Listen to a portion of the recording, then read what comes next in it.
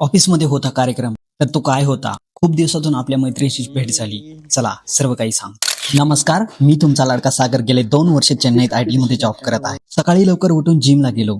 थोडासा पोज मारून tricep shoulder याचा व्यायाम केला. त्यानंतर आवरून ऑफिसला आलो. आज मोसम जरा मस्त होता. वाटेत मित्र भेटला. आलो ऑफिसला आणि केलं काम चालू. थोड्याच वेळात आपला मित्र शिवा आला. त्याने डबा आणला होता. डब्यात काय आणलं होतं? परोठा, आलू परोठा. हाय हाय हाय हाय हाय.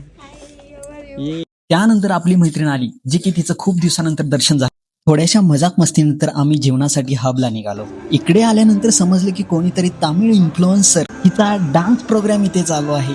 नक्की काय डान्स होता तो पाहिला आणि जेवणासाठी आलो. बटर पनीर मसाला आणि एक्स्ट्रा नान मागवलं आणि सगळे जेवणावर तुटून पडले. तू खाय की नाही? पण आपली ही मैत्रीण खात नव्हती.